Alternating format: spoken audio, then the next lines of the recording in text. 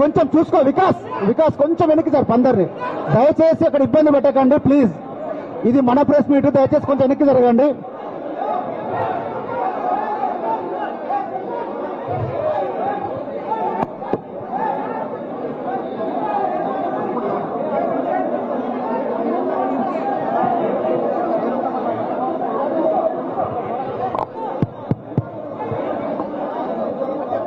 కవితమ్మ వెనక్కి జరుగునా, వెనక్కి ఇటు వెనక్కి వచ్చేబెట్టు.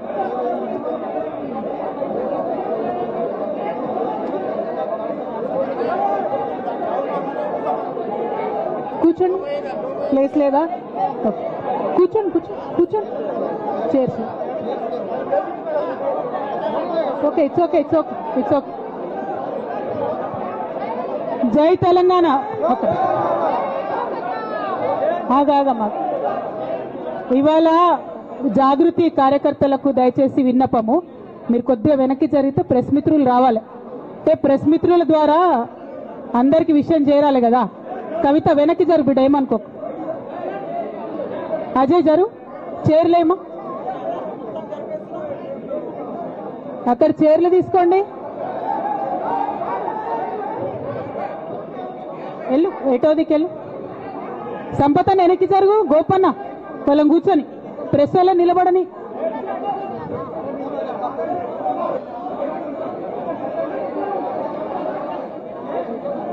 ఒక 2 minutes, మా ఆఫీస్ జర చిన్నగా అయింది, ఏమనుకోద్దు ప్రెస్ మిత్రులు. కొన్ని చైర్స్ తీసుకోబా ఇక్కడ ప్రెస్ వాళ్ళకు. ఉమ్మగారు వద్దాం వద్దాం please. Let me address to everybody please. ఏ వెంకటి తొందరగా స్టార్ట్ చేయాలి, తొందరగా స్టార్ట్ చేయనా.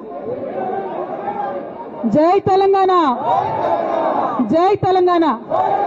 రాజ్ కుమార్ వెనుకోళ్ళకి కనబడతలేదట, ఒక్కసారి కింద కూర్చో, కింద చైర్ తీసే ప్లీజ్, ఏమనుకో.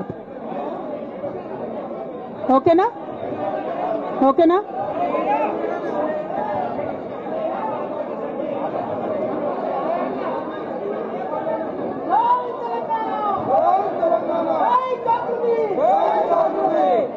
అందరికీ నమస్కారం. ప్రెస్ మిత్రులకు ప్రత్యేక నమస్కారాలు. అదేవిధంగా ఆగమ్మా, నువ్వు గన్మైన మా పక్క జరి.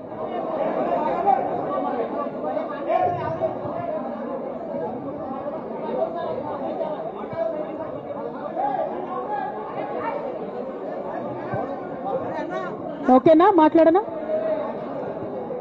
ప్రెస్ మిత్రులకు జరుగుతున్నటువంటి ఇన్కన్వీనియన్స్ కి క్షమించమని కోరుతా ఉన్నాను.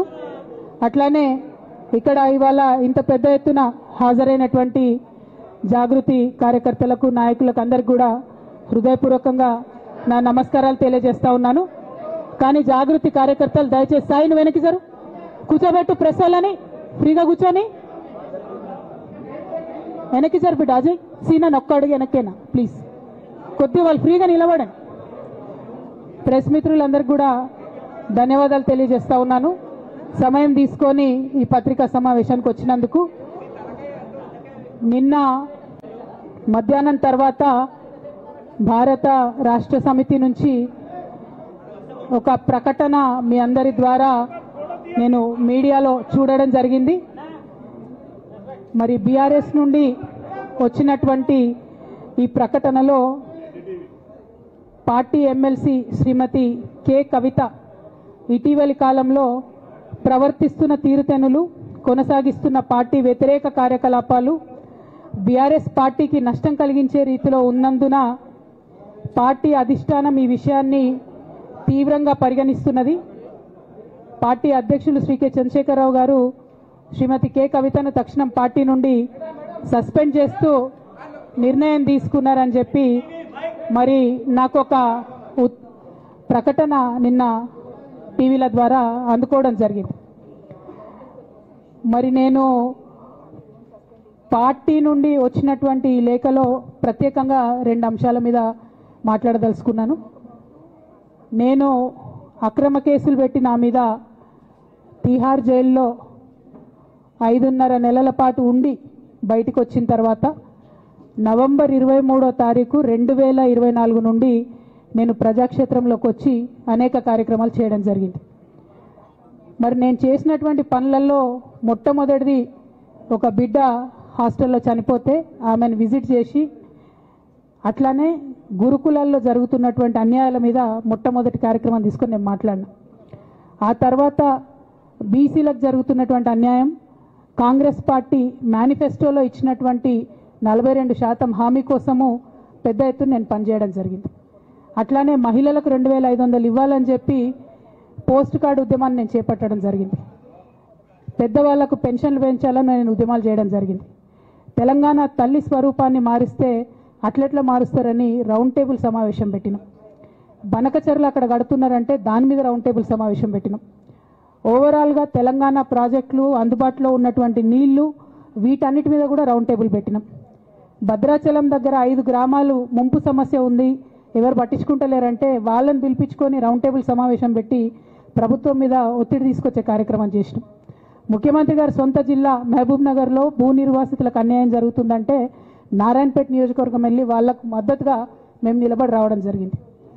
అట్లానే 47 నియోజకవర్గాలలో బీఆర్ఎస్ కండువా బాజాప్తా కప్పుకొని, గులాబీ కండువా బాజాప్తా కప్పుకొని ఎక్కడికి పోతే అక్కడ రావుల్ చంద్రశేఖర్ రెడ్డి గారిని రిక్వెస్ట్ చేసి భవన్ నుంచి అక్కడ ఉండేటటువంటి బీఆర్ఎస్ నాయకులకు అఫీషియల్ కమ్యూనికేషన్ చేపించి ప్రతి ఒక్క బీఆర్ఎస్ నాయకులకు, కార్యకర్తలకు మాట్లాడి ఆయా పర్యటనలకు వెళ్ళినప్పుడు అందరినీ కలుపుకొని బాజాప్తా గులాబీ కండువా వేసుకొని 47 నియోజకవర్గాలు నవంబర్ 23, 2024 నుండి ఈ రోజు వరకు నేను పర్యటన చేసి అనేక ప్రజా సమస్యల మీద మాట్లాడడం జరిగింది.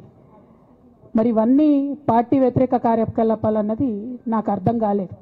ఎట్లా వ్యతిరేక కార్యకలాపాలు అవుతాయన్నది కూడా ఒకసారి పార్టీ పెద్దలు పునరాలోచించుకోవాలని చెప్పి నేను రిక్వెస్ట్ చేస్తూ ఉన్నాను. అదేవిధంగా మరి బీసీల కోసం నేను పోరాటం చేస్తుంటే అట్లెట్లా మాట్లాడుతుంది, ఇట్లెట్లా మాట్లాడుతుంది, పార్టీకి వ్యతిరేకంగా మాట్లాడుతుంది. అరే, నేను కాంగ్రెస్ పెద్దల మీద ఒత్తిడి తీసుకొస్తుంటే బీసీలకు 42% అమలు చేయాలంటే ఏది పడితే అది చిల్వల్ పల్వల్గా నా మీద రాపించడం, ప్రచారం చేయడం, చాలా దారుణమైనటువంటి పనులు పార్టీలో ఉన్నటువంటి కొందరు పని కట్టుకొని, కత్తి కట్టుకొని నా మీద చేయడం జరిగింది. అట్లానే నేను ఒక మాట ఏమన్నా, సామాజిక తెలంగాణ సాధన కోసం నేను కట్టుబడి ఉన్నా అన్న. మళ్ళీ తప్పేముంది? అసలు నాకు జన్మనిచ్చినటువంటి నా తండ్రి, ఈ ప్రాణాన్ని భిక్షగా ఇచ్చినటువంటి నా తండ్రి, ఆయన చిటికెన వేలు పట్టుకొని నేను ఓనమాలు నేర్చుకున్న ఉద్యమాలు ఎట్లా చేయాలని, ఆయన చిటికెల వేలు పట్టుకొని ప్రజలంటే ఏంది, ప్రజా సమస్యలు అంటే ఏంది, ఎందుకోసం దాని మీద గలమెత్తాలని చెప్పి నేను నేర్చుకున్నా. ఆ నాయకుడి స్ఫూర్తిగానే నేను సామాజిక తెలంగాణ మాట్లాడినా.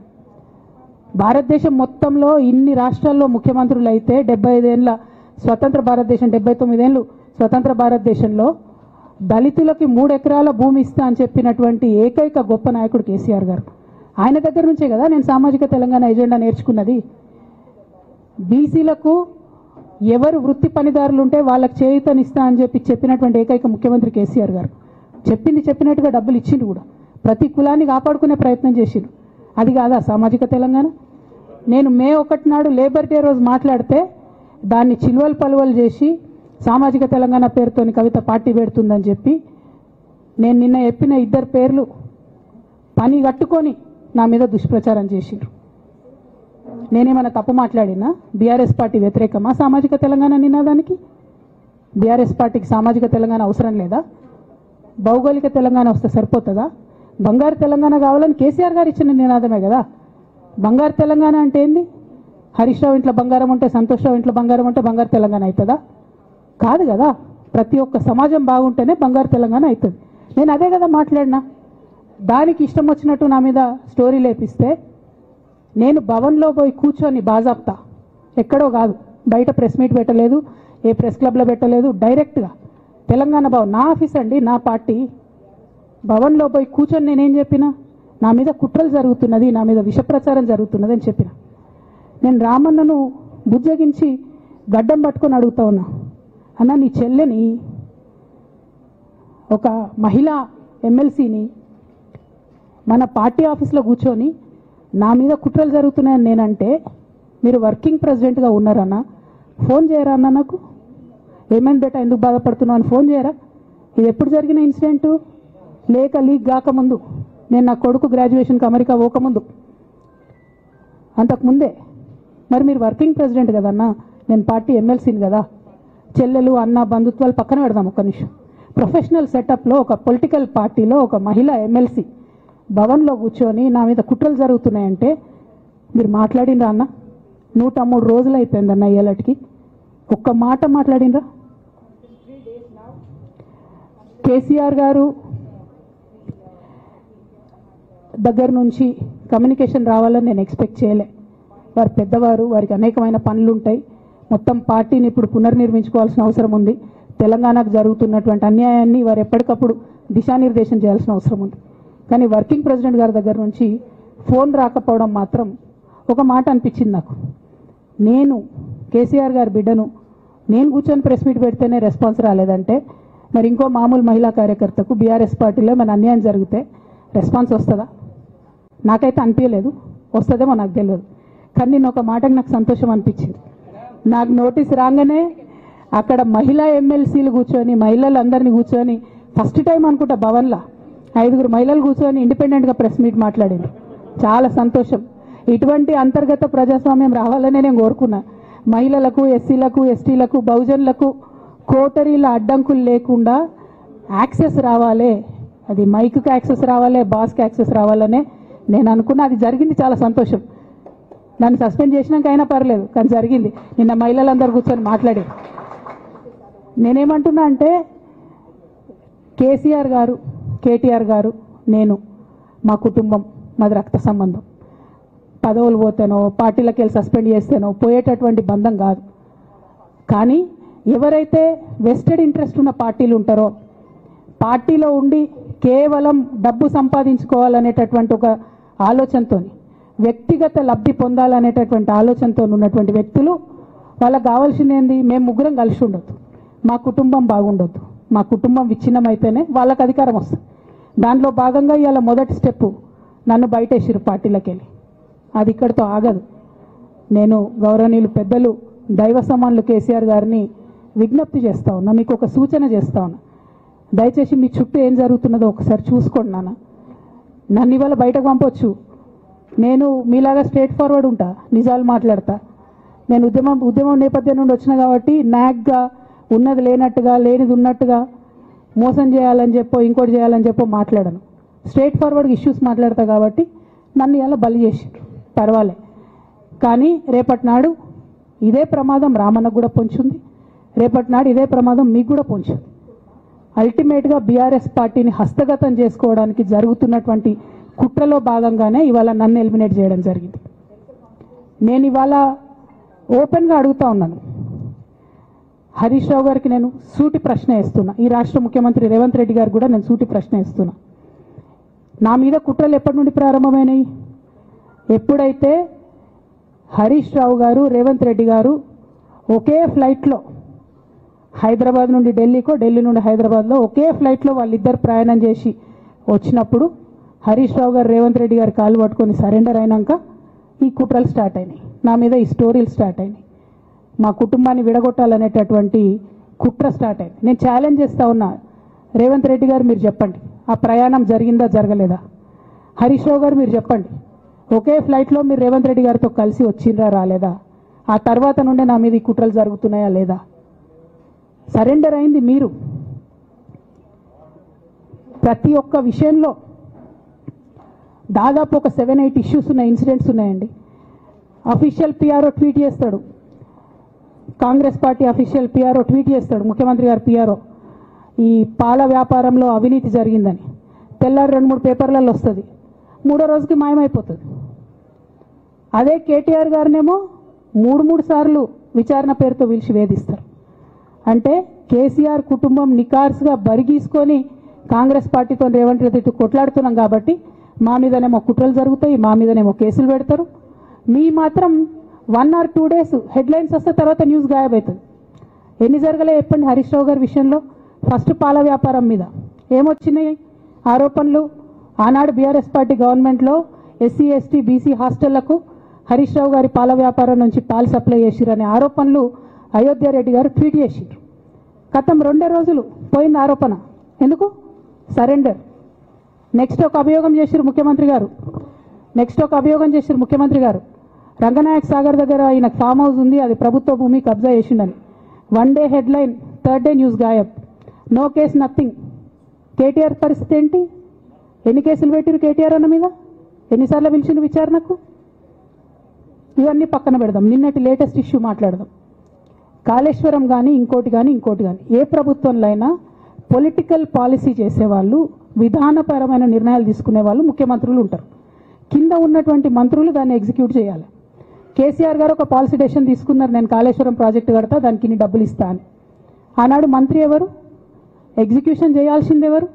2014 నుంచి 2018 వరకు తుమ్మిడిహెట్టి దగ్గర నుంచి మేడిగడ్డకు స్థలం మార్చినప్పుడు మంత్రి ఎవరు?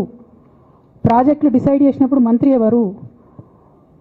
అన్ని మీటింగ్లు, టెక్నికల్ ఇష్యూస్ చూసుకోవాల్సింది ఎవరు? ఇవన్నీ రేవంత్ రెడ్డి గారు మాట్లాడారు. నేను మొత్తం అసెంబ్లీ స్పీచ్ చూడరు మీరు, వీళ్ళ మ్యాచ్ ఫిక్సింగ్ అనేది మీకు తెలిసిపోతుంది.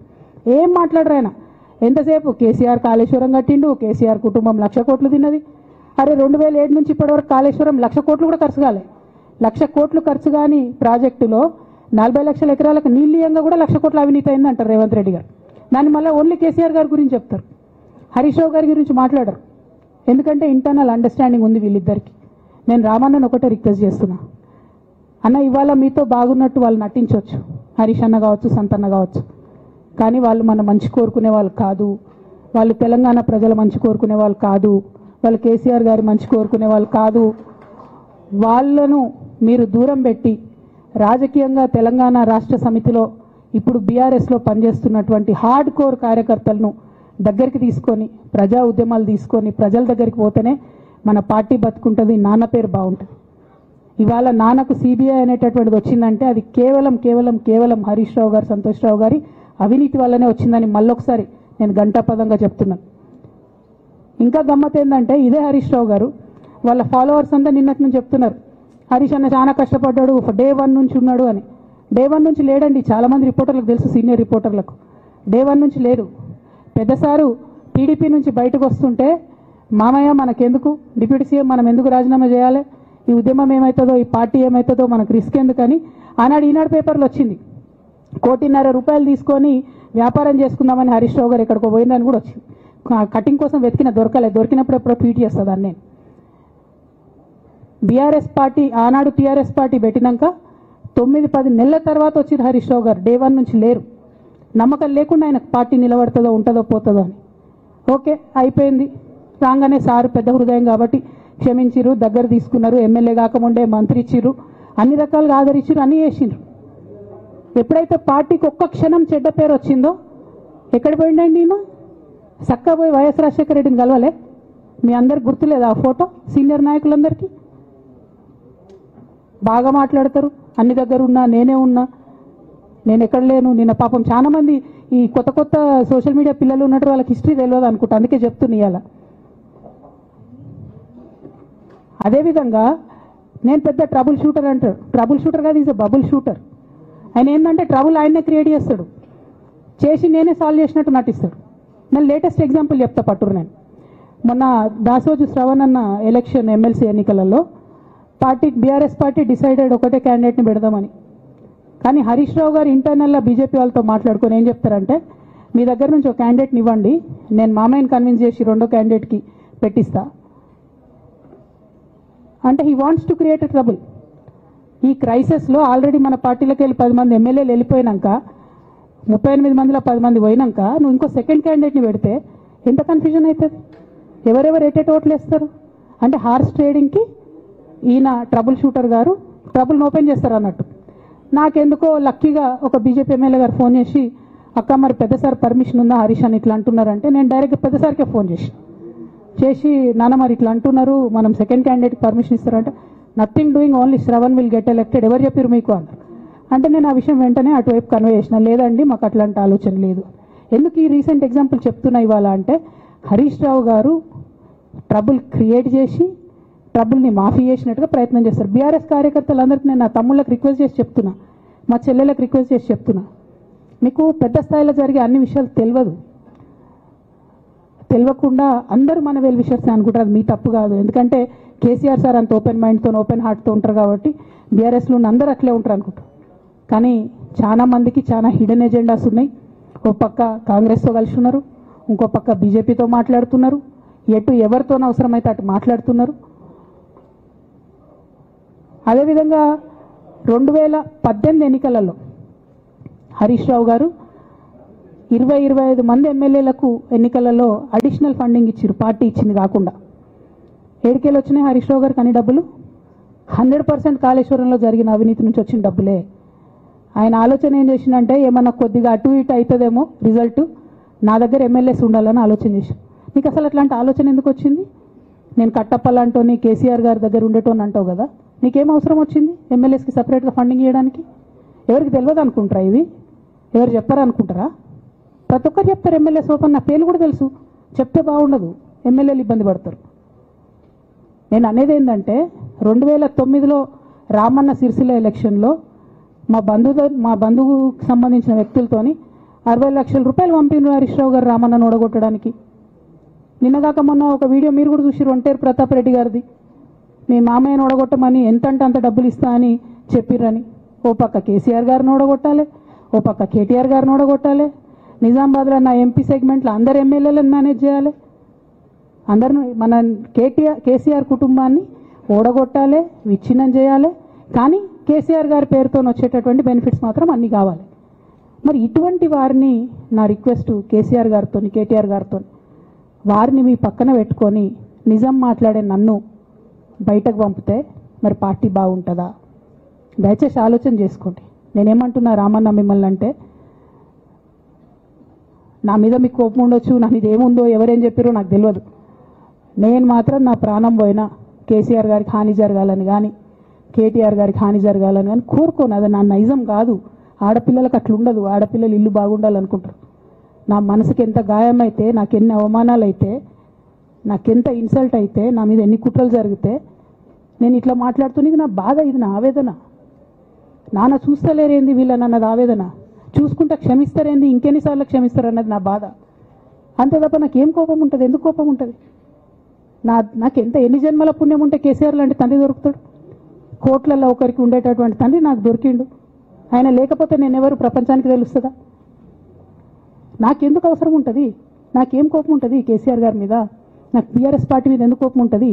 నాకు 27 సంవత్సరాలు ఉన్నప్పుడు నేను నా కొడుకుని చిన్న పిల్లగాన్ని పసిగుడ్డుని ఎత్తుకొని ఇక్కడికి వస్తే ఆ రోజు నుంచి ఈ రోజు వరకు నేను రోడ్డు మీదనే ఉన్నా, ఉద్యమాలే చేస్తున్నా, పోరాటాలే చేస్తున్నా, తెలంగాణ ప్రజల కోసం పనిచేస్తున్నా. 2014 నుంచి అధికారంలో ఉన్నప్పుడు కూడా నా ఇంటి దర్వాజాలు ఎప్పుడు తెలిసే ఉన్నాయి. ఇక్కడున్న మీడియా మిత్రులందరికీ తెలుసు. అధికారంలో ఉన్నా లేకున్నా నేను గిట్లనే ఉన్నా. అధికారంలో ఉన్నప్పుడు నన్ను ఏమి సాగనీయకుండా నన్ను ప్రతిపక్ష ఎమ్మెల్యేని చూసినట్టు, ప్రతిపక్ష ఎంపీని చూసినట్టు చూసినా నేను ఇట్లనే ఉన్నా, ఓపెన్ మైండ్తోనే ఉన్నా. నేను కోరేది ఒకటే, కేసీఆర్ గారి ఆరోగ్యాన్ని కాపాడండి రామన్న, పార్టీని కాపాడండి, పార్టీలో ఉన్న కార్యకర్తల్ని కాపాడండి, అందరు బాగుండేలాగా ప్రజా సమస్యలు తీసుకోండి. నాకు అంతకుమించి కావాల్సింది ఏం లేదు.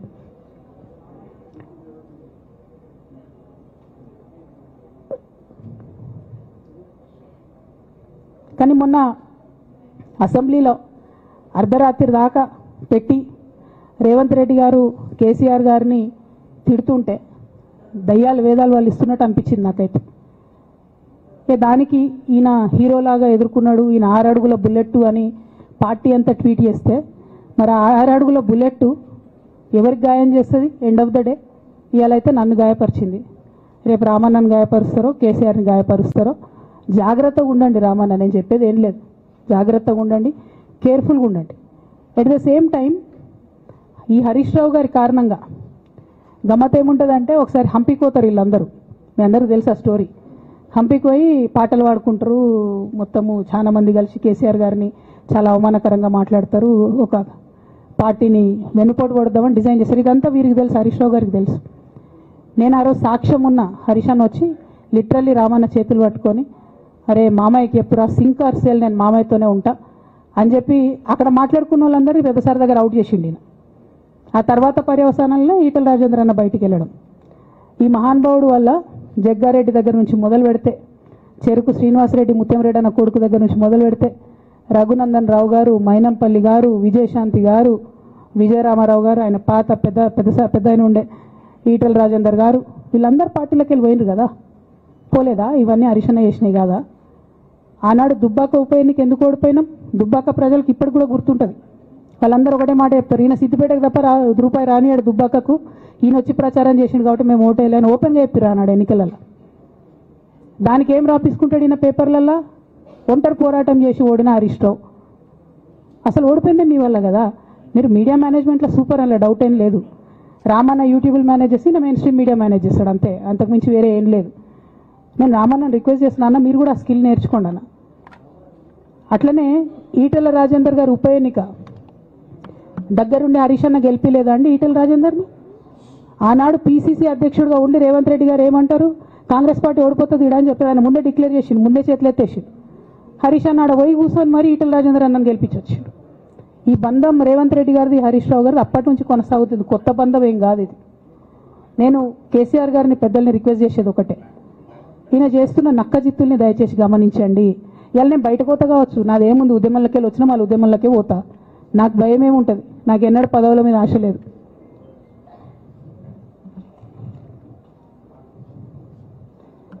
పార్టీ నుంచి వచ్చిన ఎమ్మెల్సీకి స్పీకర్ ఫార్మాట్లో చైర్మన్ గారికి నేను పంపుతా ఉన్నాను రాజీనామా పత్రాన్ని.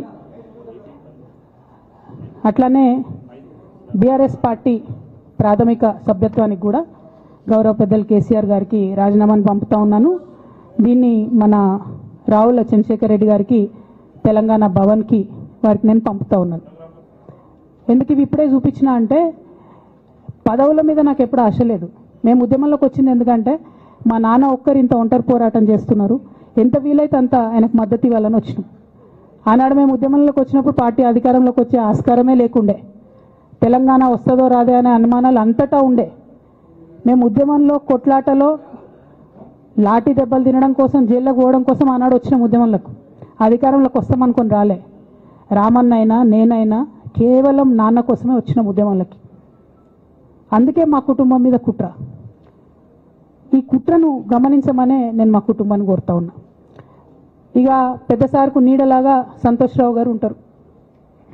ఇక సంతోష్ రావు గారి గురించి 2 నిమిషాలు చెప్తా, అంత పెద్ద సీనున్న మనిషి కాదు కానీ చెప్పాలి. ఎందుకంటే కూరల ఉప్పు ఎట్లుంటుంది ఈయన అట్లా అన్నట్టు, ప్రతి దాంట్లో చెడగొట్టడానికి కొంచెం ఉండాలి కదా అట్లాంటి వాడు. కాబట్టి చెప్పక తప్పదు ఈయన గురించి. చెప్పులో రాయి చెవులో జోరిగా అంటాం కదా, అట్లాంటి టైపు. కాబట్టి ఖచ్చితంగా చెప్పాలి. విషయం ఏంటంటే, ఈయన ధనదాహం ఎట్లాంటిదంటే సంతోష్ రావు గారిది, రామన్న కాన్స్టిట్యున్సీ, కేటీఆర్ అన్న కాన్స్టిట్యున్సీ నేరెళ్లలో ఇసుకలారి గుద్ది ఒక దళిత బిడ్డ చనిపోతాడు. సరే, దాని మీద పాపం అక్కడ ఆ రోజు అందరు యాజిటేషన్ చేస్తే, ఈయన సంతాన అడ్వాంటేజ్ ఏంది, ఈడ కూర్చుంటాడు కదా సార్ దగ్గర, సీఎంఓలకి వెళ్ళి ఫోన్ చేసి అక్కడ ఉన్న పోలీసు వాళ్ళందరినీ ఒత్తిడి పెట్టి 7 దళిత బిడ్డల్ని కొట్టినరండి. 3-4 సార్లు 3rd డిగ్రీ వేస్తే ఇలా 7 కుటుంబాలు కూడా వాళ్ళు ఎందుకు కూడా ఏ పని చేసుకోలేనటువంటి పరిస్థితులలో ఆ దళిత బిడ్డలు ఉన్నారు. అది మొత్తం రాజకీయంగా బ్లేమ్ అంతా రామన్న మీదకి వచ్చింది. ధనదాహమేమో సంతన్నది, నేరం చేసిందేమో సంతన్న, వీడికెళ్ళి ఫోన్లు చేసి ఒత్తిడి చేసి కొట్టిపించిందేమో సంతన్న, చెడ్డ పేరేమో రామన్నకు వస్తుంది. ఈ ఎగ్జాంపుల్ చెప్పడం కోసమే నేను ఈయన గురించి చెప్తున్నా, వేరే ఏం లేదు. ఇక సరే టానిక్ వీనిక్ ఈ వీటిలో వచ్చిన కేసులు ఏమవుతాయి? రేవంత్ రెడ్డి గారు ఆర్భాటంగా ఒక అనౌన్స్మెంట్ చేస్తారు. నేను ఇంతకుముందు చెప్పిన కదా, మ్యాచ్ ఫిక్సింగ్ ఎట్లుంటుందంటే 1 డే న్యూస్ అవుతుంది, టానిక్లో ఈయన మీద కేసు పెట్టిరని. 3వ రోజు పోలీసు వాళ్ళు ఎఫ్ఐఆర్ కొట్టేసారు. అది మీరు ఇంకా కనుక్కోండి. కాజ్ చేసేసారు, కేసు మూసేసారు. ఏం అండర్స్టాండింగ్ ఉంది, ఎందుకు మూసేసారు? At the same time Haritha Haram, తెలంగాణకు హరితహారం అని పెద్దలు కేసీఆర్ గారు పెద్ద కళతోని 230 కోట్లు అక్కడ గోబీ డెజర్ట్ల వాళ్ళు చెట్లు పెట్టి చైనాను కాపాడుకున్నారు. మనం అదే స్థాయిలో తెలంగాణను బాగు చేసుకోవాలని పెద్దసారి హరితహారం అని పెడితే, ఈయన దానికి నకిలీ ప్రోగ్రామ్ గ్రీన్ ఇండియా ఛాలెంజ్ అని పెడతాడు. తెల్లారులేస్తే సినిమా వాళ్ళని తీసుకురావాలి, రోజు ఒక ఫోటో వేసుకోవాలి. దాని వెనుక ఉన్న కుట్ర ఏంటంటే, జీవో అమెండ్మెంట్ అవుతుంది సంతోష్ గారి గురించి. ఆ ఫారెస్ట్లను 10% ఇన్కమ్ ఎవరన్నా ఇస్తే అమ్యూజ్మెంట్ పార్క్లకు ఇస్తారన్నట్టు. దానికోసం జీవో అమెండ్ అవుతుంది. దానికి ప్రభాస్ గారిని, చిరంజీవి గారిని, అనేక మంది సినిమా స్టార్లను మోసం చేసి వాళ్ళని తీసుకుపోయి వాళ్ళతో ఫోటోలకు పోజులు ఇప్పించి ఫారెస్ట్లను కొట్టేయాలని ప్లాన్ అయినది. ఇక ఈయనకి 2-3 మనుషులు ఉంటారు సంతనకి. ఆయన పోచంపల్లి శ్రీనివాస్ రెడ్డి అని ఎమ్మెల్యే. ఇది నాకు విషయం ఎవరు చెప్పారంటే మన పల్లరాజేశ్వర రెడ్డి అన్ననే చెప్పిండు. మీకు ఏమైనా డౌట్లు ఉంటే ఆయన అడగొచ్చు. ఈ పోచంపల్లి శ్రీనివాస్ రెడ్డి అనేట ఆయన వరికోల్ అనే ఊరు, సామాన్య కుటుంబం, మధ్యతరగతి కుటుంబం. ఇవాళ అక్కడ ఆయన శ్రీమంతుడు అని పిలుస్తారు పోచంపల్లి శ్రీనివాస్ రెడ్డి గారిని. ఇక్కడ నాకు పల్లరాజేశ్వరరెడ్డి గారు చెప్పిన సమాచారం ప్రకారం మోకిల్లాలో మెగా శ్రీనివాసరెడ్డి, మెగా కంపెనీ ఉంది కదా, ఈ కాళేశ్వరంలో అవినీతి చేసిన mega company plus Pochampalli Srinivasreddy గారు కలిసి 750 కోట్ల విల్లా ప్రాజెక్ట్ చేస్తున్నారు మోకిల్లాల. ఏడుకేళ్ళు వచ్చినాయి అవి, అవినీతి డబ్బులు కాదా? ఎట్లా వస్తాయి? ఎవరైనా who is this Pochampalli Srinivasreddy? Santosh Rao classmate, అది తప్ప ఆయనకున్న అర్హత ఏం లేదు. ఆయనకి ఎమ్మెల్సీ వస్తుంది, కాంట్రాక్ట్లు వస్తాయి, ఇంకేందో వస్తాయి. అట్లనే నవీన్ రావు అని ఇంకొక ఎమ్మెల్సీ ఉంటాడు. ఆయన డైరెక్ట్గా మా ముఖం పట్టుకొని అందరం కూడా అంటాడు, నాకు ఎమ్మెల్సీ ఇచ్చింది కేసీఆర్ గారైనా నాకు దేవుడు సంతోషం అంటాడు ఆయన. నిన్న మొన్న వాళ్ళ ఫాదర్ని పట్టుకున్నారు పేకాటల. ఏమైంది కేసు? ఆల్రెడీ నవీన్ రావు గారు పోయి మన ముఖ్యమంత్రి గారు కాళ్ళు పట్టుకున్నట్టుగా తెలిసింది. వాళ్ళ తండ్రిని విడిచిపెట్టారు, ఈయన మీద భూ కబ్జా కేసులు ఉంటే అవి విడిచిపెట్టారు. అంటే ఓ పక్క సంతోష్ రావు గ్యాంగు, ఇంకో పక్క హరీష్ రావు గ్యాంగు 100కు 100% రేవంత్ రెడ్డి గారితో, ఇక్కడున్న కాంగ్రెస్ ప్రభుత్వంతో, అవసరమైన సందర్భంలో పైనున్న బీజేపీతోని వాళ్ళు కోఆర్డినేషన్లో ఉండి బీఆర్ఎస్ పార్టీకి జలగల్లాగా పట్టి పీడుస్తున్నారు. నిరంతరం బీఆర్ఎస్ పార్టీకి నష్టం చేస్తున్నారు. ఎంత దారుణానికి ఒడిగట్టిరంటే ఆఖరికి నా ఓటమితో ప్రారంభమైంది అది. నిజామాబాద్లో నా ఓటమిలో కుట్రలు చేశారు. ఆనాడే మనం రివ్యూ చేసుకుంటే బాగుండలేదు.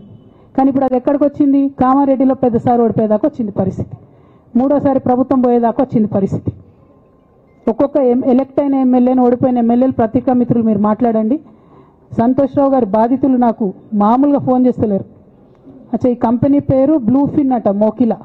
పల్లరాజేశ్వరరెడ్డి అని అప్పుడు పంపిన మెసేజ్ చూస్తున్న పాతది, బ్లూఫిన్ కంపెనీ మోకిలా.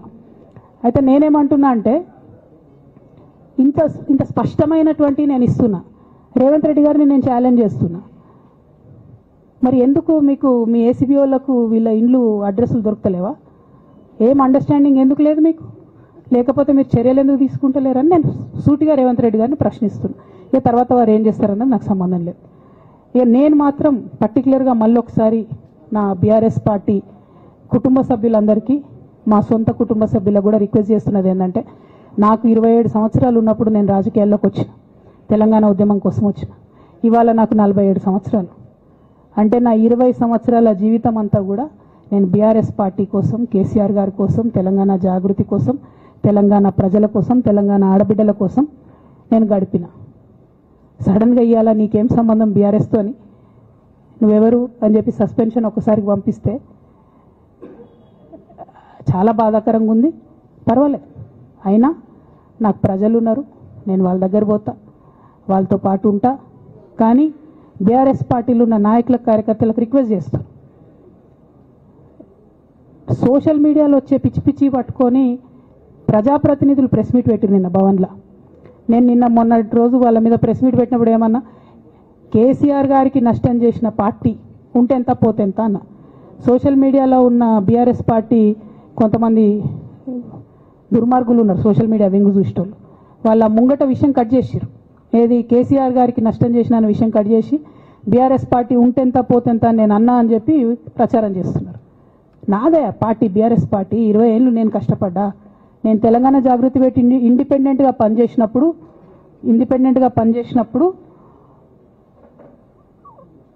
ఓటేయమని ఎవరికి చెప్పినా? నేను బీఆర్ఎస్ పార్టీకి ఓటేయమని చెప్పినా? నా జీవితంలో ఇంతవరకు నేను ఇంకో పార్టీకి ఓటేయమని చెప్పలే, ఇంకో పార్టీకి ఓటేయలే. ఎట్లయితే కంప్యూటర్లో హార్డ్వేర్ ఉంటుందో అది బీఆర్ఎస్ పార్టీ, సాఫ్ట్వేర్ తెలంగాణ జాగృతి. శరీరం బీఆర్ఎస్ పార్టీ అయితే ఆత్మ జాగృతిగా పనిచేసినాం, తెలంగాణ ఆత్మగా పనిచేసినాం. మేము తెలంగాణ ఆత్మగౌరవం కోసం పనిచేసినాం, తెలంగాణ ఆత్మగౌరవ ప్రతీకలైనటువంటి బతుకమ్మ బోనాలను నిలబెట్టడం కోసం పనిచేసినాం. ఆ కాంట్రిబ్యూషన్ ఏం లేదా? నేనేం చేయలేదా పార్టీకి? నిజామాబాద్లో చికెన్ గున్యా వచ్చి బాధపడుతుంటే గల్లీ గల్లీ గల్లీ తిరిగి 2018లో ఒక్కొక్క ఎమ్మెల్యేకు ఎంత తిరిగినా అన్నది అక్కడ నిజామాబాద్ ప్రజలకు తెలుసు. ఏం కాంట్రిబ్యూషన్ లేదా అన్నది? ఓన్లీ హరీష్ అన్నది సంతన్నదే ఉన్నదా కాంట్రిబ్యూషన్? వీళ్ళు మేకవనే పులులు నాన్న, వీళ్ళు మీ ముంగట నటిస్తారు అంతే, బయట వాళ్ళ నిజస్వరూపం వేరేలాగా ఉంటుంది. యాజ్ అ డాటర్గా రిక్వెస్ట్ చేస్తున్నా, ఒకసారి ఆలోచన చేయండి వాళ్ళ గురించి. నాకేమొద్దు, నన్ను పార్టీలోకి వెళ్ళి సస్పెండ్ చేసి నో ప్రాబ్లం, కానీ వాళ్ళని పార్టీలో ఉంచుకుంటే పార్టీ ఎట్లుంటుంది అన్నది మీరు ఆలోచన చేసుకోండి. ఇక అల్టిమేట్గా నేను చెప్పదలుచుకున్నది ఒకటే,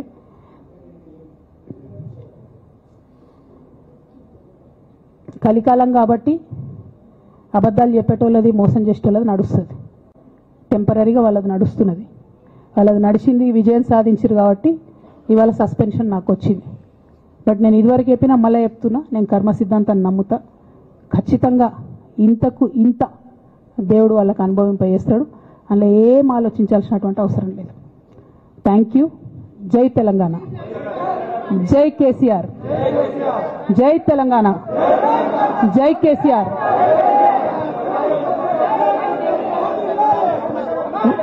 వన్ బై వన్.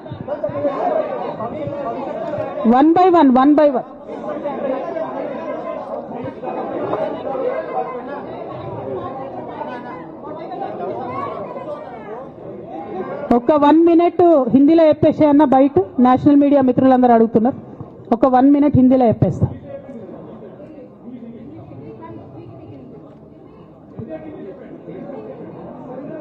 आज तेलंगाना की बेटी होने के नाते पूरे देश की जनता के साथ मैं ये बात कहना चाहती हूँ. पिछले 20 सालों के मेरे जिंदगी में मैंने हर दम हर वक्त बीआरएस पार्टी के उन्नति के लिए, तेलंगाना जनता के उन्नति के लिए, तेलंगाना के रैयतों के, तेलंगाना के महिलाओं के, तेलंगाना के युवाओं के उन्नति के लिए मैंने काम किया है. और इस पूरे 20 साल के जिंदगी में मैंने अपने लिए कभी कुछ नहीं मांगा है, लेकिन तेलंगाना की जनता ने, बीआरएस पार्टी ने मुझे बहुत प्यार दिया है. मेरे पिताजी ने मुझे सांसद बना के दिल्ली भेजा है. मुझे एमएलसी का मौका भी पार्टी ने दिया है, जिसके लिए मैं पार्टी का, मेरे पिताजी का, बीआरएस पार्टी का, पूरे परिवार का, तेलंगाना के आवाम का भी बहुत ही ज़्यादा मैं आभारी हूँ. लेकिन जो भी मुझे रिस्पॉन्सिबिलिटी दिया गया था, मैंने पूरे शिद्दत के साथ काम किया है. कभी भी मैंने तेलंगाना के लोगों के खिलाफ काम नहीं किया है. लेकिन आज चंद लोग बीआरएस पार्टी में, हमारे आसपास पिताजी के इर्द गिर्द थोड़े लोग, जिनके जो वेस्टेड इंटरेस्ट है, जिनको अपनी ही फायदा की जो सोच है, ऐसे लोग बीआरएस पार्टी में उनका लीड रोल हो गया है. और उनके वजह से उन्होंने मेरे पिताजी के ऊपर, मैं ऐसा मानती हूँ, दबाव बना के मुझे पार्टी से निकालने का काम किया है. लेकिन अल्टीमेटली मैं ये मान के चलती हूँ कि मैं तेलंगाना की बेटी हूँ. मैं जब तेलंगाना में आके तेलंगाना के आंदोलन में शामिल हो गई, मैं रास्ते पे चली, मैंने लाठी खाई, मैं जेल भी गई. हर तरीके का जो भी कोशिश हो सकता है तेलंगाना के अलग रियासत हासिल करने के लिए, मैं वो तमाम कोशिशों में शामिल थी. मैं तो आंदोलन से आई हूँ, इन्होंने अभी मुझे पार्टी से, सियासत से निकालने का काम किया है, तो मैं फिर आंदोलन में चली जाऊंगी. लेकिन मैं बीआरएस पार्टी से, हमारे पिताजी से यही रिक्वेस्ट करना चाहती हूँ कि आपके इर्द गिर्द जो लोग जमा हुए हैं, उनकी नीयत के बारे में आप सोचिए. क्या वो पार्टी के लिए काम आएंगे? आप इसके ऊपर गौर कीजिए. हमारे परिवार को तोड़ने का काम उन्होंने आज किया है. बीआरएस पार्टी के परिवार को तोड़ने का काम आज उन्होंने किया है. और ये किसके फायदे के लिए उन्होंने किया है? तेलंगाना के आवाम के फायदा के लिए उन्होंने नहीं किया है, उनके खुद के फायदा के लिए किया है. तो मैं मेरे पिताजी से, बीआरएस पार्टी से यही रिक्वेस्ट करना चाहूंगी कि ऐसे लोगों को पहचानिए, उनकी असली रूप आप पहचानिए, और उनके ऊपर जो भी एक्शन हो सकता है वो लीजिए. और मैं तेलंगाना चीफ मिनिस्टर रेवंत रेड्डी जी से भी डिमांड करती हूं कि आपने जो बीआरएस के परिवार को तोड़ने का आज काम किया है, हमारे बीआरएस में जो धोखेबाज लोग हैं उनसे मिलके आपने जो बीआरएस के परिवार को तोड़ने का कोशिश किया है, तेलंगाना की आवाम आपको इसका जवाब जरूर देगी. Thank you. जय तेलंगाना. ఒకరు చెప్పండి.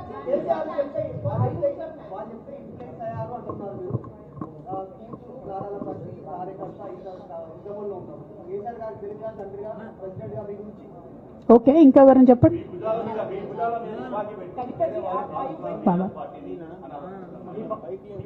ఏమా నా భుజాల మీద తుపాకి పెట్టి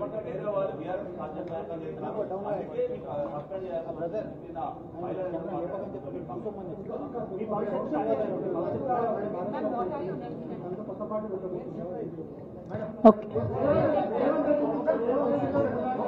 I got your question. Rahul ji.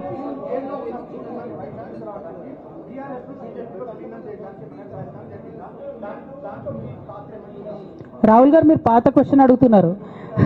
కొత్త ఇష్యూ ఏంది అని అంటే బీఆర్ఎస్ పార్టీలో సస్పెన్షన్లో ఖచ్చితంగా కేసీఆర్ గారి మీద ఒత్తిడి తీసుకొచ్చే ఈ సస్పెన్షన్ చేశారని నేను నమ్ముతా ఉన్నాను. ఒక్కొక్కసారి ఏమవుతుందంటే చిన్న వ్యక్తులు బాగా నడుస్తుంది, పరిస్థితులు సందర్భాన్ని బట్టి పెద్ద వ్యక్తులు కూడా కొన్ని కఠినమైన నిర్ణయాలు తీసుకోవాల్సి వస్తుంది. కేసీఆర్ గారు ఈ నిర్ణయం ఎందుకు తీసుకున్నారో అని అడిగేంత పెద్దదాన్ని కానీ అంత రాజకీయ అనుభవం కానీ నాకు లేదు. సో వారు తీసుకున్నటువంటి నిర్ణయాన్ని నేను శిరస వహిస్తాను. వారు ఎందుకు తీసుకున్నారో ఈ నిర్ణయం నాకు తెలియదు. కానీ నాకు ఒక సమస్య ఉంది, నేను రాసినటువంటి లెటర్ లీక్ అయిందని చెప్పి 100 రోజులైంది. ఆ సమస్య జరిగి 100 రోజులైంది. ఆ 100 రోజుల కన్నా ముందు కూడా నా మీద వివక్ష కొనసాగిందని ఇవాళ నేను మీకు ఎగ్జాంపుల్స్తో సహా చెప్పే ప్రయత్నం చేశాను. ఆ 100 రోజుల నుంచి జరుగుతున్నటువంటి పరిణామాలను కూడా మీ అందరి ముందు పెట్టిన. ఈ 100 రోజులలో పార్టీ ఎప్పుడు కూడా నన్ను ఎక్స్ప్లెనేషన్ అడగలేదు. నిన్న నన్ను సస్పెండ్ చేసే ముందు కూడా నన్ను ఎక్స్ప్లెనేషన్ అడగలేదు. ఇంకా చెప్పిన కదా, విచిత్రమైన విషాదం ఏంటంటే సడన్గా డిసిప్లినరీ కమిటీ పుట్టుకొచ్చింది. సడన్గా ఈయన రవీంద్రరావు అంటే దాంట్లో సంతకం చేసిండు. ఆయననే సార్ని తిట్టిండు మళ్ళీ మొన్న ఎలక్షన్ ఓడిపోయినప్పుడు.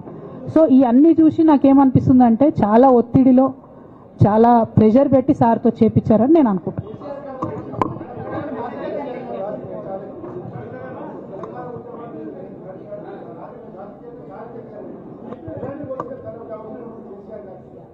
Right. I got your question, ma'am. I got your question.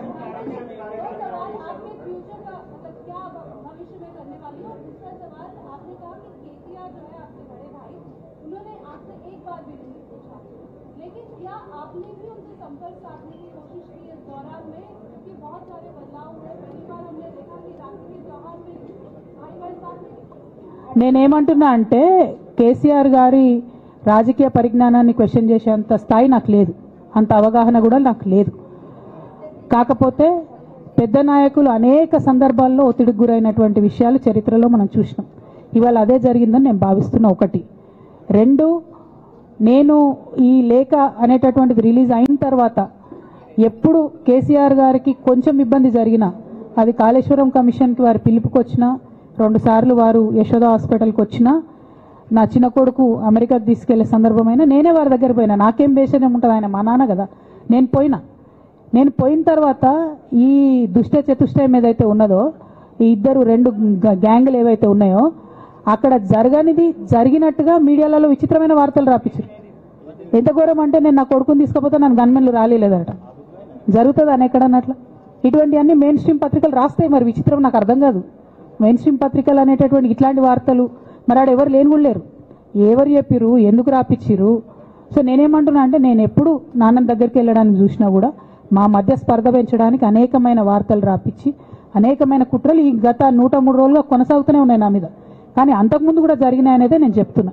అందులో భాగంగానే రాఖీ రోజు కూడా ఒక 24 గంటల ముందే నేను అన్నకు కూడా మెసేజ్ పంపిన. అన్న రేపు రాఖీ ఉంది, నేను వచ్చి కడతాను, మీడియా లేకుండా వచ్చి కడతాననే మెసేజ్ పంపిన. బట్ అన్న బిజీగా ఉండే ఎక్కడికో వెళ్ళిండ్రు, నేను అర్థం చేసుకున్నాను, అందుకే వెళ్ళి రాఖీ కట్టలేకపోయినాను. సో నేను నా వైపు నుంచి ఎక్కడ కూడా కమ్యూనికేషన్ చేయడానికి ప్రయత్నంలో లోపం జరగలేదు. అటువైపు నుండి కమ్యూనికేషన్ రాలేదు. నేను చెప్పాలనుకున్నవి నేను ఎత్తుకున్న ప్రజా సమస్యలు ఈ 103 రోజులలో మీ ముందున్నాయి, అవి చేస్తూనే ఉన్నా. ఇక భవిష్యత్తుకు సంబంధించినటువంటి విషయం నేనేం ఆలోచించలేదు. ఎందుకోసం అంటే నిన్న నోటీస్ రావడం అనేటటువంటిది డెఫినెట్గా నేను కొంచెం బాగా బాధపడ్డా. నాకెందుకు నోటీస్ వస్తుంది, మరి నా లేఖ లీక్ అయింది, లీక్ చేసింది ఎవరు అంటే చేసినటువంటి వ్యక్తుల మీద ఎందుకు విచారణ జరగలేదు అనేటటువంటిది ఖచ్చితంగా పార్టీ అంతర్గతంగా ఆలోచన చేసుకోవాలి. అంటే నన్ను ఏం మాట్లాడకుండా నన్ను డైరెక్ట్గా ఉరిదీస్తారు. నేను ఎవరి మీద అయితే కంప్లైంట్ చేసినో కనీసం వాళ్ళను అడిగినరా, అడగలేదా, చర్యలు తీసుకున్నారా, తీసుకోలేదా, ఏమీ చెప్పకపోతే, ఆ మాత్రం అంతర్గత ప్రజాస్వామ్యం లేకపోతే బయట ప్రజలకు మనం ఏం చెప్తామన్నది నా ప్రశ్న.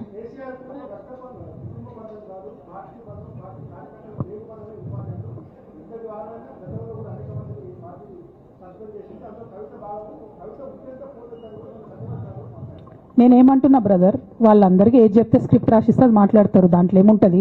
ఇప్పుడు పెద్ద సంఘటన జరగడం ఏంటిది, నన్ను పార్టీ నుండి విడగొట్టాలనేటటువంటి ఒక నిర్ణయం అది జరిగింది. జరిగిన తర్వాత ఇవన్నీ జరుగుతూనే ఉంటాయి, చిన్న చిన్న విషయాలు. అవంతా వ్యక్తులను సీరియస్గా తీసుకోవాల్సిన అవసరం లేదు.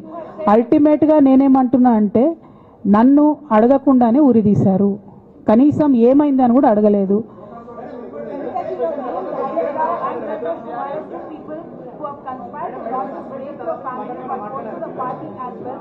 But this has also been portrayed as a succession battle that your father actually chose your brother as a political heir and that you want space in the political party as a leader, and that's the reason why you have started making this kind of reverse thinking. Madam నువ్వులోకి తీసాను madam. నేనేమంటున్నా అంటే నేనేమంటున్నా అంటే ఇప్పుడు నేను మాట్లాడే press meet చూస్తున్నటువంటి రాజకీయ నాయకులకు కావచ్చు, బీఆర్ఎస్ పార్టీకి సంబంధం లేని వ్యక్తులకు కావచ్చు, వాళ్ళకి ఇది ఒక ఎంటర్టైన్మెంట్, ఇది ఒక వార్త. కానీ నాకు నా లైఫ్, మా బీఆర్ఎస్ పార్టీ కార్యకర్తలకు వాళ్ళ లైఫ్. సో నేను చాలా తీవ్రమైనటువంటి బాధలో గంభీరంగా ఉండి మాట్లాడేటటువంటి ప్రయత్నం చేస్తున్నాను. నేనేమంటున్నా అంటే కుటుంబంలో జరిగినటువంటి అనేక అంశాలను నేను చెప్పను కూడా, ఎందుకంటే అది ప్రజలకు అనవసరం. అది నేను ఆ బాధను పంచుకుంటే మీరు తట్టుకోలేరు కూడా. నేను చాలా గట్టిదాన్ని, మొండిదాన్ని, దయ్యాన్ని కాబట్టి తట్టుకొని నిలబడ్డా. కానీ నా ప్లేస్లో వేరే వాళ్ళు ఉంటే తట్టుకోలేరు. సో కుటుంబంలో ఇంటర్నల్ విషయాలు నేను మాట్లాడతలేను, ఓన్లీ పొలిటికల్ ఇష్యూసే నేను మాట్లాడుతున్నా. పొలిటికల్గా నన్ను సైడ్ లైన్ చేసి, నన్ను సస్పెండ్ చేసి, పార్టీకి అనుక్షణం నష్టం చేస్తున్న ఆ ఇద్దరు వ్యక్తులను, వారి గుంపును, వారి ముఠాను పార్టీ ఎట్లా మోస్తుంది అనేటటువంటిది నా ప్రశ్న. సరే, నిన్న మొన్న ఆ గుంపుకు సంబంధించిన వ్యక్తులు అన్ని చోట్ల నా ఫ్లెక్సీలు చింపేసి నాకు దిష్టి బొమ్మలు, శవయాత్రలు ఎందెందో వేసిరట. ఈ ఉత్సాహం కేసీఆర్ గారి మీద సిబిఐ ఎంక్వైరీ చేస్తా అని రేవంత్ రెడ్డి గారు అన్నప్పుడు ఎక్కడ చచ్చిపోయింది ఆ ఉత్సాహం అని నేను అడుగుతా ఉన్నా. ఎందుకు చేయలే రేవంత్ రెడ్డి గారి దానాలు, దిష్టి బొమ్మలు ఎందుకు చేయలే? ఏం అండర్స్టాండింగ్ ఉంది మీకు? నా ప్రశ్న సింపుల్. నన్ను వ్యక్తిగతంగా ఏదో చేస్తారన్నది కాదు. నాకు నష్టం జరిగేదే లేదు, ఎందుకంటే ప్రజలు చూస్తున్నారు, ప్రజలు గమనిస్తున్నారు. తెలంగాణ ఆడబిడ్డలు తమ ఇంటి ఆడబిడ్డలుగా ఆదరించారు నన్ను. ఒక్కొక్కరు అడిగితే అర్థమవుతలే, ఏం అర్థమవుతలే.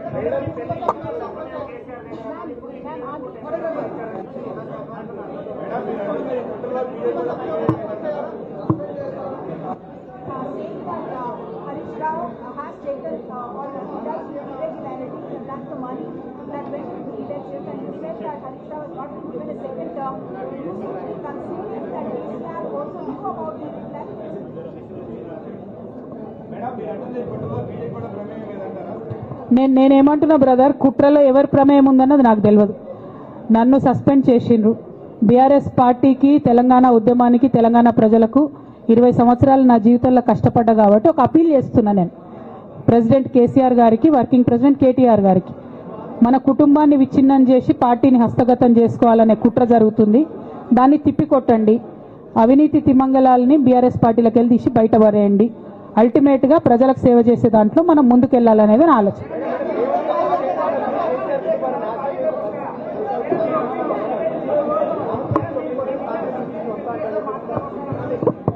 ఇక్కడ ఇంకో మాట చెప్పాలి బ్రదర్. నేను నిన్నటి నుంచి పేపర్లలో నేను ఈ పార్టీలో ఏరుతున్నా, ఆ పార్టీలో ఏరుతున్నా అని వచ్చింది.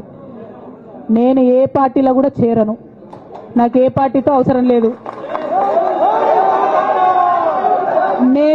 నేను ఫ్యూచర్లో ఏం చేయాలనే విషయం జాగృతి కార్యకర్తలతోని, తెలంగాణ మేధావులతోని, బీసీ బిడ్డలతోని, సామాజిక తెలంగాణ కోసం పనిచేసేటటువంటి అన్ని వర్గాల ప్రజలతోని, అందరితోని మాట్లాడిన తర్వాత నిర్ణయం తీసుకుంటా. కానీ తొందరపడి నిర్ణయం తీసుకునే అవసరం నాకు లేదు. 1, 2 ఏదో నిర్ణయం తీసుకోవాలనేటటువంటి విషయంతో నేను పనిచేయడం లేదు. జరిగినటువంటి పరిణామాలను ఒక్కొక్కటిగా ఎదుర్కొంటూ వస్తున్నాను. నిన్న జరిగినటువంటి పరిణామం చాలా కీలకమైనది, నా జీవితంలో అత్యంత ముఖ్యమైనటువంటి పరిణామం. కాబట్టి చాలా ఆలోచించి, ఆచితూచి, అల్టిమేట్గా తెలంగాణ ప్రజలకు లాభం జరిగేటటువంటి నిర్ణయం తీసుకుంటా తప్పితే నా కోసం నిర్ణయం తీసుకోవాల్సిన అవసరం లేదు.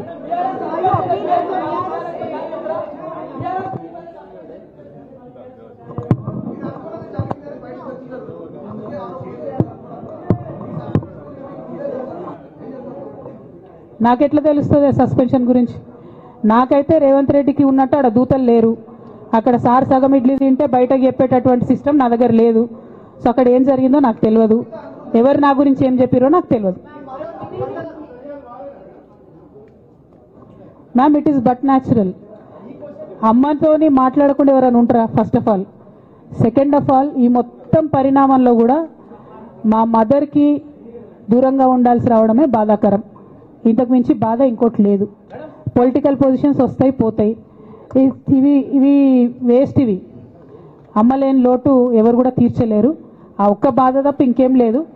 ఇది మాత్రం నా ఇంటిగ్రిటీ నిరూపించుకోవడం కోసం నేను రాజీనామాలు చేస్తున్నా. నాకు పార్టీ వల్లనే ఎమ్మెల్సీ వచ్చింది, దానికి రాజీనామా చేస్తున్నా. నేను పార్టీకి నష్టం చేసినాను అని చెప్పి పార్టీ నాయకులు మా నాన్నగారు భావిస్తున్నారు కాబట్టి పార్టీకి కూడా రిజైన్ చేస్తున్నా.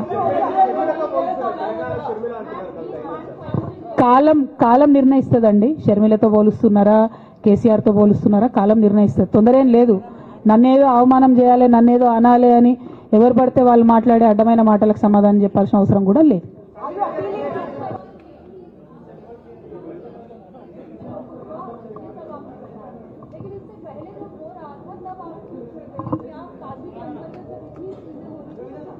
మేడం, అంతకుముందు జరిగినటువంటి ప్రతి ఒక్క విషయం కూడా నేను ఇంటర్నల్గా చెప్తూనే వస్తున్నా. ये हमारी जो लेटर लीक होने से पहले भी जो पार्टी में मेरे खिलाफ एक्टिविटी चल रहे थे, जैसे पार्टी का हमारा चैनल है टी न्यूज़ चैनल, बहुत महीनों से मेरा नहीं दिखाते मैडम टी न्यूज़ में, क्योंकि वो संतोष राव चलाते. मेरा न्यूज़ नहीं आता टी न्यूज़ में. अभी नमस्ते तेलंगाना में बंद करे, वो अलग बात. बहुत रिसेंटली उनका बहुत देर के बाद बंद करे. टी न्यूज़ में कब का बंद कर दिया. ये सारे चीजें भी मैं बताई पार्टी में, लेकिन जब तक मेरा लेटर पब्लिक नहीं हुआ तब तक मैंने पब्लिकली अपने कभी भी दिक्कत मैंने किसी को नहीं बताया. जब लेटर उन्होंने खुद पब्लिक किया तो मुझे मजबूर होकर आज बात करना पड़ रहा है. ఏమా ఒక్క నిమిషం మా నిజామాబాద్ బిడ్డ ఏదో అడుగుతుంది. ఒక్క నిమిషం చెప్పరా.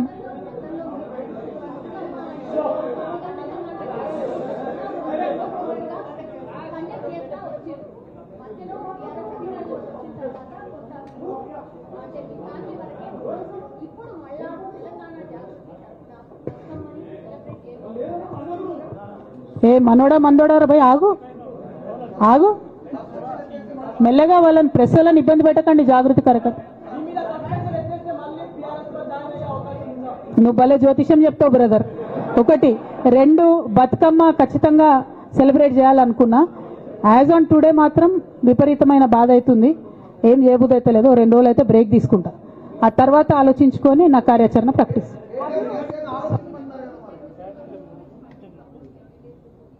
Madam, not couple, more than 20. I have all the names. I don't want to name.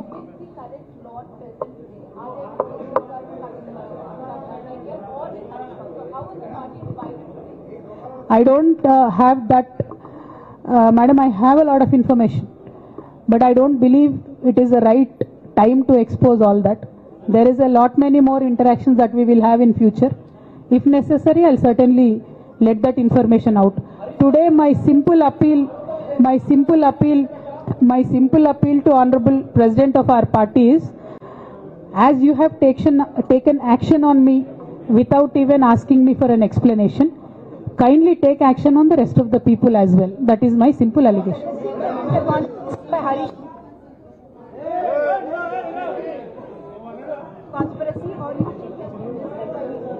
Madam, our family, me, myself and my brother and my father, they do not want us to be united, and unfortunately I believe they are filling my brother's ears and my father's ears, and I believe that they have succumbed to that malign campaign that has happened against me, and I hope they will soon realize that I am not the one who is hurting the party. Jai Telangana, Jai KCR. Thank you.